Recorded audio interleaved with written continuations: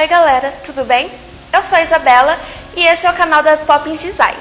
Aqui a gente vai falar um pouquinho sobre a história da tipografia, como ela foi criada e como ela é utilizada na antiguidade e agora na atualidade. Bem, vamos começar falando sobre a escrita sumeriana, mais conhecida como cuneiforme. Ela foi criada por volta de 4000 a.C. e eles utilizavam placas de argila, onde marcavam com ferramentas de metal, representando ideias e objetos da cultura deles. Bem, agora a gente vai falar sobre a escrita sagrada dos faraós. Ela é bastante utilizada para as atividades sagradas e cotidianas dos egípcios.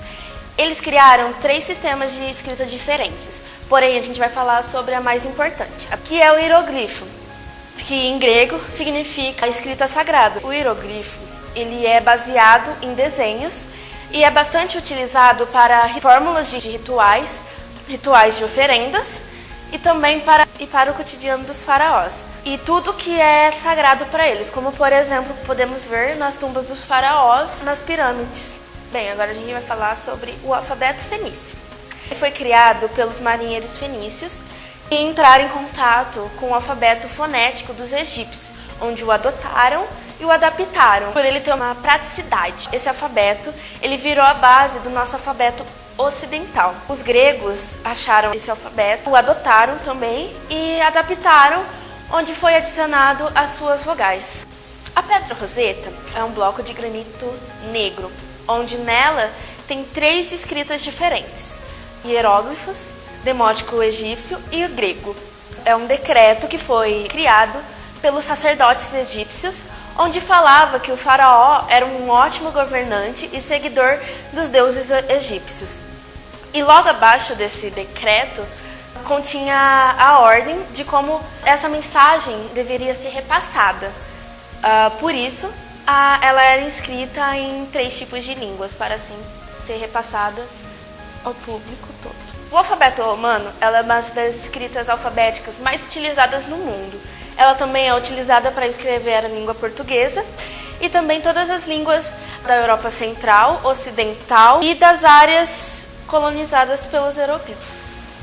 Quando os romanos eles conquistaram a Grécia, eles não apenas pegaram os deuses da Grécia, como também eles pegaram o alfabeto, que hoje a gente conhece como o alfabeto ocidental. Eles também criaram a letra com serifa e também a aperfeiçoada.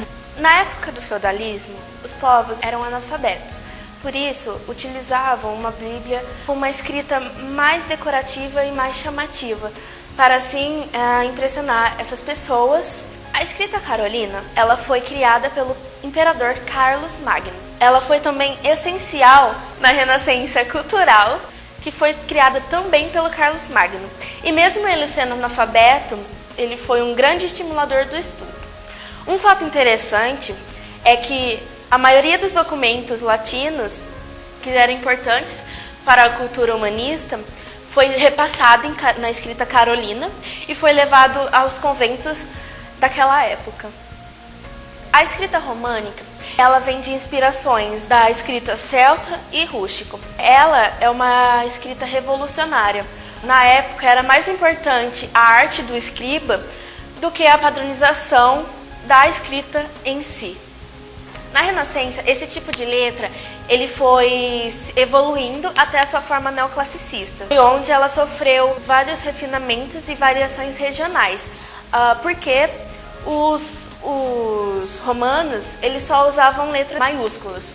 Os escritores monásticos eles desenvolveram várias caligrafias diferentes, onde eles utilizavam as letras minúsculas, que numa dessas letras minúsculas tinha a carolina, que ela era mais cursiva e mais perfeita. E hoje em dia, essa letra romana é usada diariamente. A letra gótica é uma escrita caligráfica e ela é claramente de cunho teológico. O estilo da escrita, o estilo da letra em si, ela é inspirada nos arcos das igrejas, que seriam mais conhecidas como ogivas. Em 1873, a Revolução Industrial teve o aparecimento das primeiras máquinas de escrever. Foi onde começou a escrita virtual, podemos assim dizer. A tecnologia, no século XX, ajudou a fazer com que as fontes fossem melhoradas, que tivessem aperfeiçoamento melhor, com uma estética melhor e com uma fácil compreensão. Eles pegavam outras fontes da antiguidade e iam aperfeiçoando elas também, e agora a gente conhece elas como as fontes que existem por aí. No século XXI, teve um grande crescimento nas vendas de computadores pessoais para serviços. E nisso, a tipografia ela começou a se popularizar. Muitos já têm cursos sobre tipografia e tudo mais. E nisso foi criada as letras Bitmap e também Bitstream e o Adobe. Eles começaram a vender fontes além das que a gente conhece, que contém nos nossos computadores. Ou seja, hoje em dia se tem inúmeros tipos de fontes para a gente utilizar. Bem, galera, esse foi um pouquinho sobre a linha do tempo, sobre a tipografia. Eu espero que vocês tenham gostado. E se gostaram, deixe o seu like, se inscrevam aqui embaixo, compartilhe com os amigos e curta a nossa página no Facebook Poppins Design, que o link vai estar aqui embaixo na descrição. E beijinhos!